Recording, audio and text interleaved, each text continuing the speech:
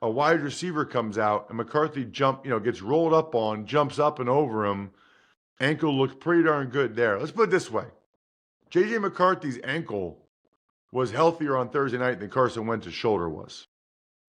You're tuned in to the Ross Tucker Football Podcast, guiding your gridiron journey, none other than your host, former NFL lineman Ross Tucker.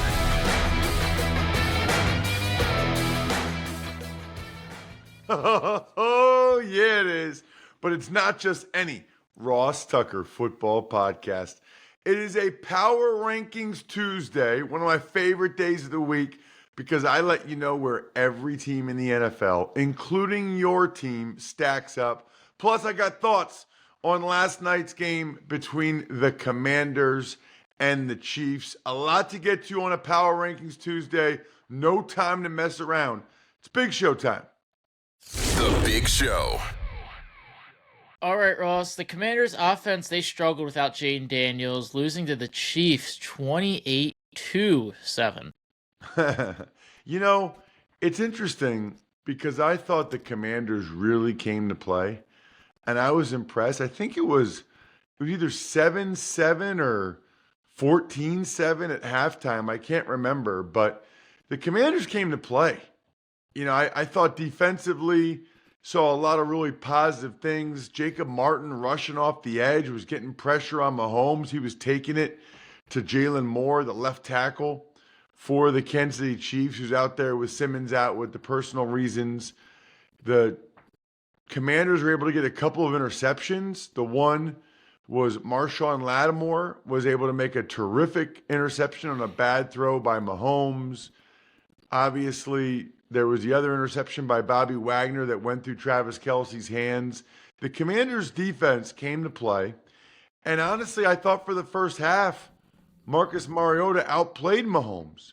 That's probably the biggest issue, is that the Commanders were playing about as well as they could, but it was still 7-7 because Mariota and the Commanders move the ball all the way down the field. They throw the ball out to Deebo Samuel. It bounces off his face mask or visor or whatever right to the Chiefs for interception. That was devastating because that would have been points for the Commanders. Then they still got points with an unbelievable throw. I thought he was late on the throw, but from Mariota throwing the ball to Terry McLaurin. It might have been Terry McLaurin's first catch, corner of the end zone with the toe tap. I think it was 7-7 at halftime. Zach Ertz, shout out to him for becoming the 6th NFL tight end ever with 800 receptions. That is super cool to have that type of company, that major of an accomplishment. The second half, it was almost like the Commanders just kind of wore down. It was like they gave the Chiefs their best punch in the first half and almost realized it still wasn't quite enough.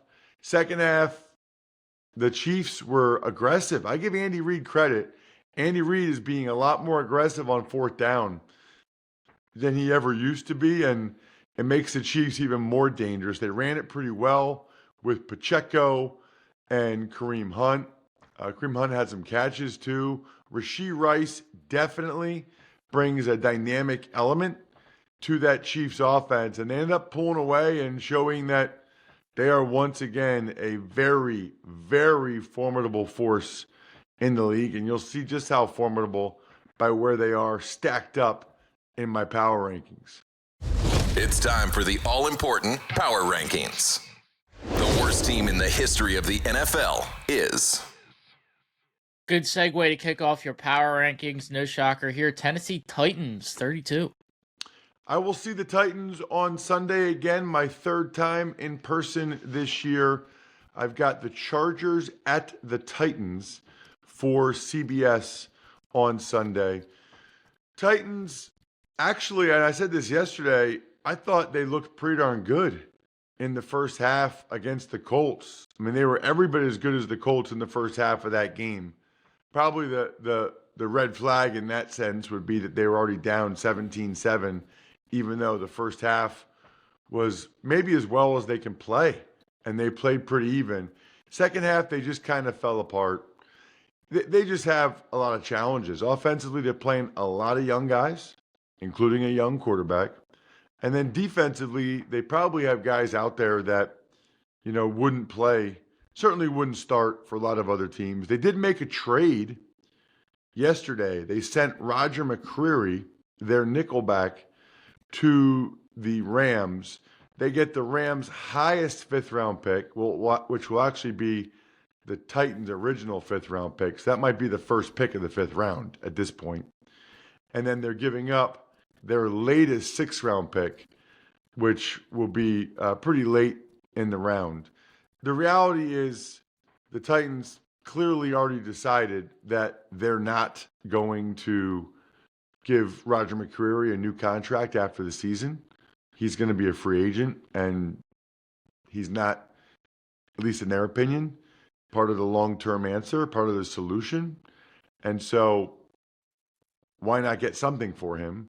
This was evidently the most they could get for him, which is maybe a little bit surprising, but you're really just renting the guy for the second half of the season. But for the Rams, with some of the injuries they've had, to be able to get a quality nickel like McCreary, that makes a lot of sense to me.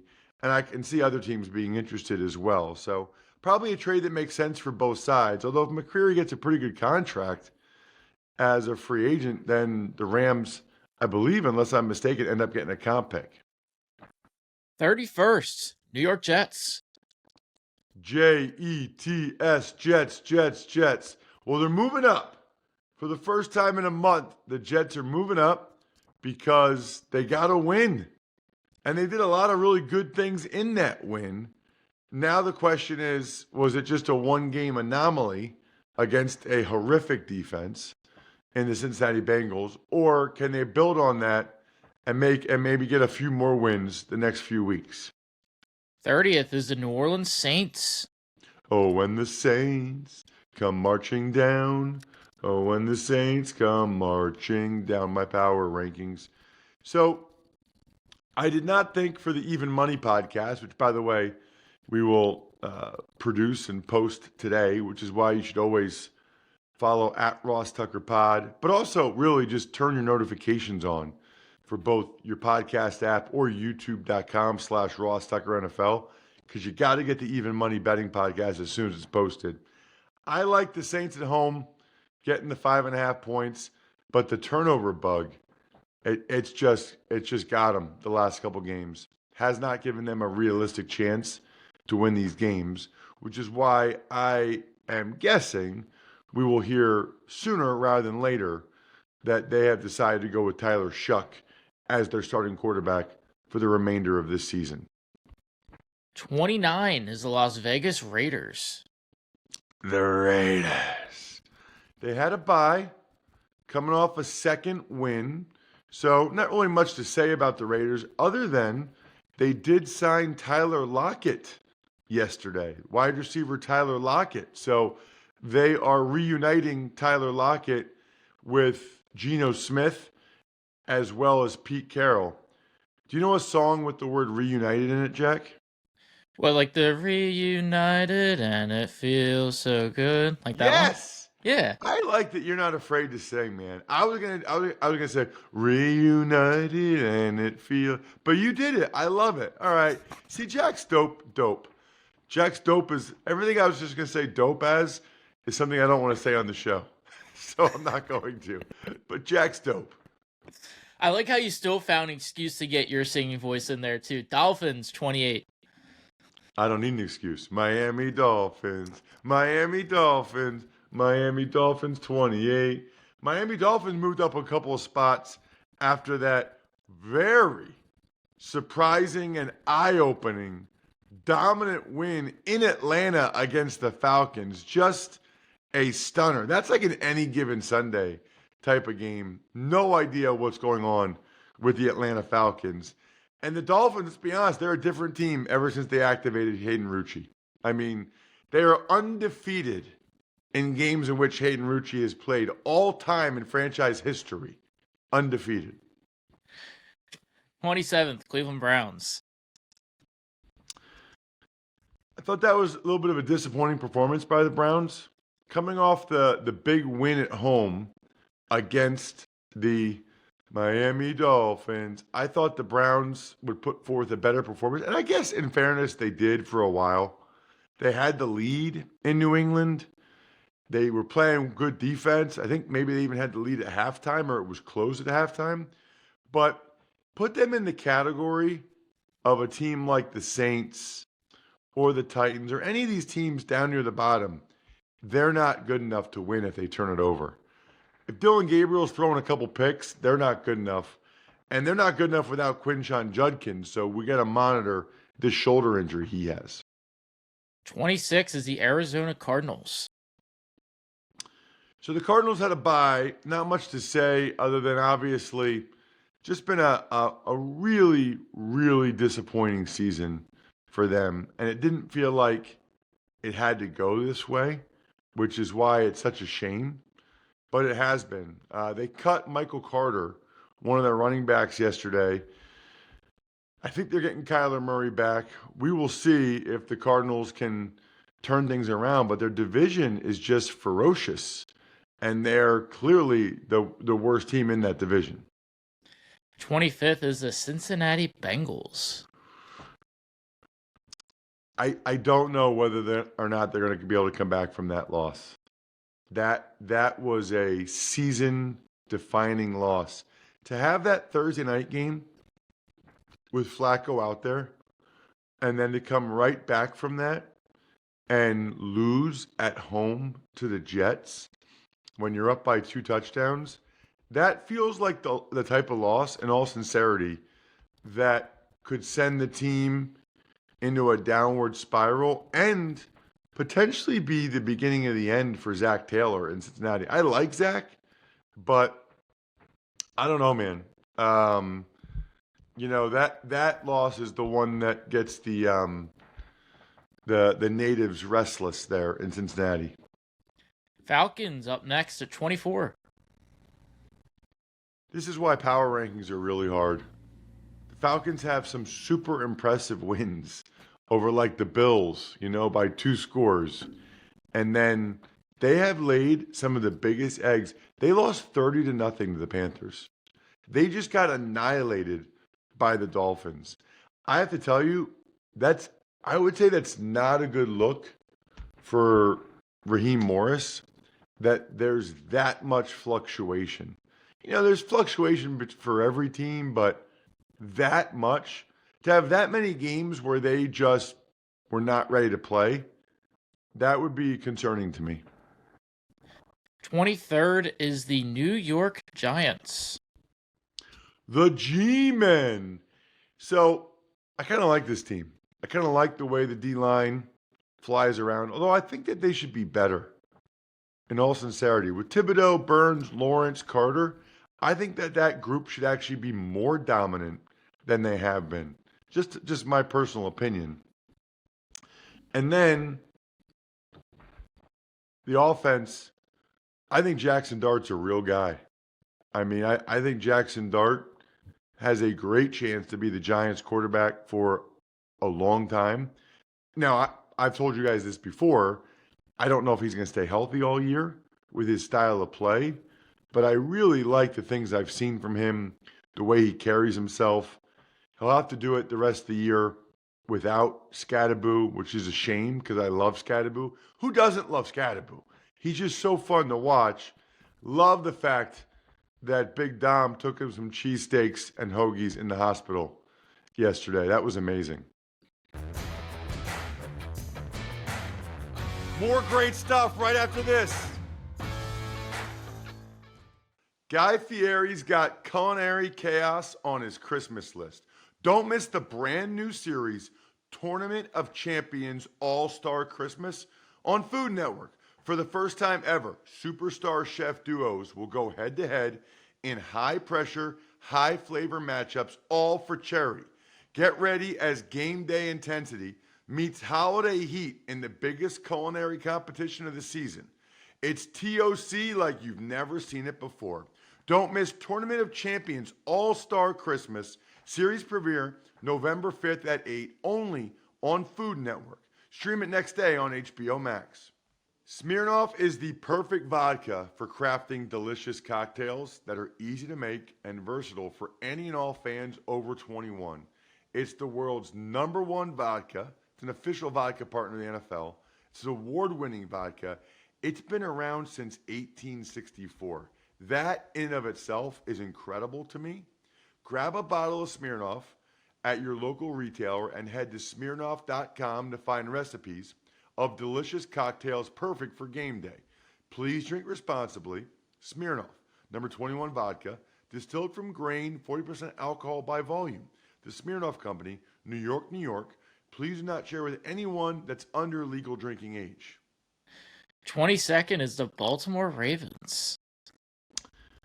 They're on the rise. I think everybody realizes it. I'm a little bit surprised that John Harbaugh's coming out already and saying, "Oh yeah, Lamar's playing. Lamar's playing Thursday night." I wasn't necessarily expecting that because of, Lamar's hamstring. Kind of weird to me when a guy can't play Sunday, but oh yeah, he's playing Thursday night. Maybe that's the one he really pegged because he's from down south. But that would make you feel even better about their chances to beat the Dolphins. 21st after last night is the Commanders. They're having a rough year, man.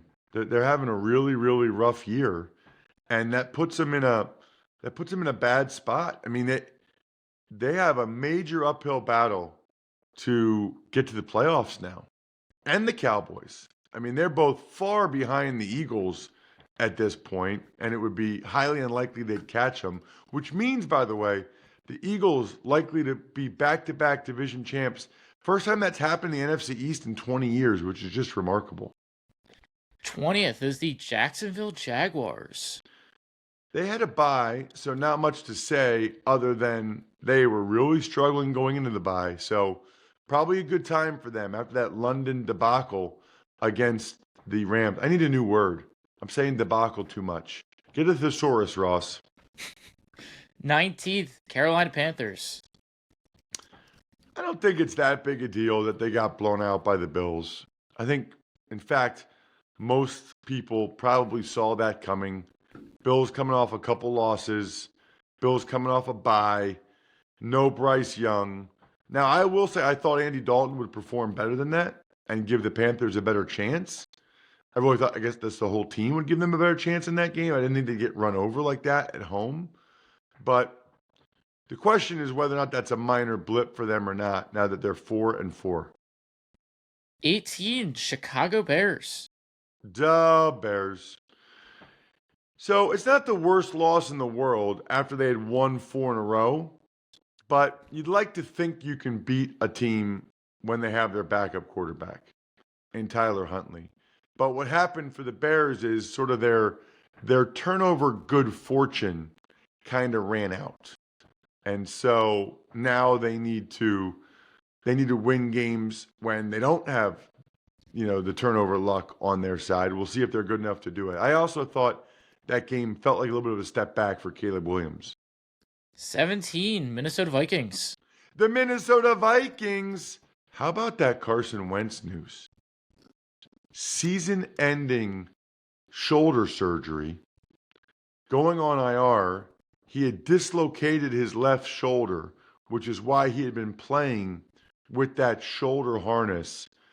I can't tell you how much respect I have for guys that play, and by the way, win a game like he did with that type of pain, with that type of injury. Kudos to Carson Wentz, man. A lot of respect for you. And to think, I'm watching him out there Thursday night against the Chargers in all kinds of pain. Meanwhile, McCarthy, who's not playing because of his ankle, a wide receiver comes out and McCarthy gets rolled up on, jumps up and over him. Ankle looks pretty darn good there. Let's put it this way. J.J. McCarthy's ankle was healthier on Thursday night than Carson Wentz's shoulder was. Halfway mark, Cowboys, 16. How about them Cowboys?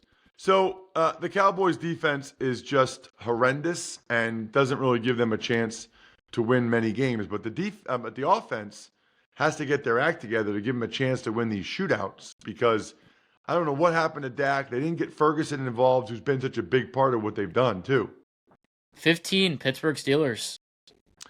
Steelers made a move yesterday. They signed MVS, Marquez Valdez Scantling, who had been on the Niners, I think, earlier in the year.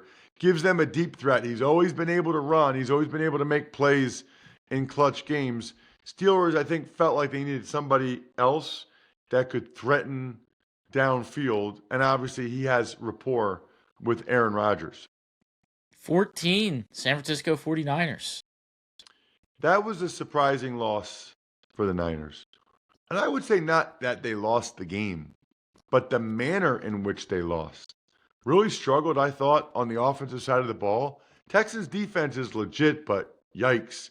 And then they also allowed C.J. Stroud to have by far his best game of the year. It's a bad look for a defense if you let a guy have by far his best game of the year. 13, Houston Texans. That was convenient. Texans right next to each other. The reality is their defense is amazing. Their defense is freaking awesome, okay? So if the offense is just good or average, the Texans have a chance to make a playoff run. And I don't know what got into Stroud, but that was incredible. That looked like rookie of the year, C.J. Stroud. 12, LA Chargers. San Diego Superchargers, San Diego Chargers. Go, Chargers, go. Actually, I think the Chargers are one of three teams we could have picked, but we'll go with the Chargers as the westshorehome.com/Ross most improved team of the week. Presented by my friends at westshorehome.com/Ross. Reminder, you are automatically a winner if you just get a free estimate. Just forward it to me. Ross at rosstucker.com. Automatic winner. The experts in bathroom, window, door, and flooring projects. Visit westshorehome.com/Ross to get started. West Shore Home. Remodeling reimagined. The Chargers bounced back in a major fashion against the Vikings, and it kind of felt like they put it all together. Getting Khalil Mack back on defense made a big difference, although they're banged up on the back end now with Tarheeb Still and Derwin James. And offensively, when they can run it and get into some of those formations with Matlock and Fisk, good luck, because Herbert is very good, especially when he has the run game rolling with it. Chargers look like they have a chance to go on a run here. 11, New England Patriots. Well, they just have a really good team. 6-2. They believe because they know they have a legit quarterback. It's wild to think he was the third quarterback taken in that draft. Might end up being the best one out of those three. 10, Denver Broncos. So the Broncos, that was by far, I thought, their best performance of the year. They ran it very effectively with multiple running backs. Bo Nix was pretty awesome in that game. Defensively, they've been good all year, but to limit the Cowboys like that, that was the type of game where you look and you think, okay, the Broncos are capable of winning a playoff game or two. 9, Tampa Bay Bucks. So the Bucks haven't really looked great the last couple games, but they're 6-2. And their defense is what really led them. The turnovers with guys like Nelson and Winfield. Not every game is going to be pretty with Baker Mayfield chucking it all around, especially with these receiver injuries. So for the Bucks to show they can win ugly and win with their defense, I thought was encouraging. 8, Packers. Dun, dun, dun, dun, dun, dun, dun. Go, Pack, go. Man, I haven't been to Lambeau in a couple years. Very much looking forward to Monday, November 10th. I'll be in the booth. Packers, Eagles, Monday Night Football with Kevin Harlan. It's going to be incredible for Westwood One. Should be fun. Packers looked amazing on Sunday night. 7, Buffalo Bills. That's more like it. Now that is more like it for my beloved Buffalo Bills. They roll over the Panthers. The problem is they probably lost Ed Oliver for the season. They're saying he might come back for the playoffs, but Ed Oliver, their best interior defensive lineman, torn bicep, that is a tough injury to overcome for a team. D lineman, second most important position after quarterback in my mind. 6, Seattle Seahawks. Seahawks had a bye, so not much to say other than they have a really good squad. Probably surprises people to see them this high. It shouldn't. They are a force to be reckoned with. 5th, LA Rams. I feel like everything I just said about the Seahawks, I could say about the Rams. Force to be reckoned with, really good team, coming off a bye, all the above. 4, Detroit Lions. Stop me if you've heard this one.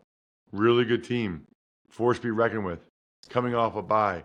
That's wild that all three of those teams, 4, 5, and 6 in my power rankings, all had byes the same week. Don't go anywhere. Got to pay some bills real quick. On Fox 1, now you can stream your favorite live sports. So you can be there live for the biggest moments. They got the World Series going on right now. Obviously, NFL Sundays. Huge college football games, including big noon kickoff, and NASCAR. For those of you that like car racing, I've been to Daytona 500. I was in the pit. That is wild. Thoroughly enjoyed that experience. We all know live sports are amazing. It's what brings us all together. Yes, you can watch it later. It's not the same. Watch it live. Fox 1. We live for live. Streaming now. Very rare for me to be home on a Saturday night and go to a party with my wife and family. But thankfully, I was able to go to an epic Halloween party and drink Labatt Blue Light. Now, I didn't actually purchase the Labatt Blue Light. It was at the party because my buddy Matt knows what's up. However, if I had purchased it, and I told Matt about this, rewards.labattusa.com. It's called Buy Beer, Get Gear. Rewards.labattusa.com. You get points for every purchase at any store, bar, or stadium. 3rd, Philadelphia Eagles. Well, they're probably the third or fourth team I feel like I've said this about today that is coming off by far their best game of the season.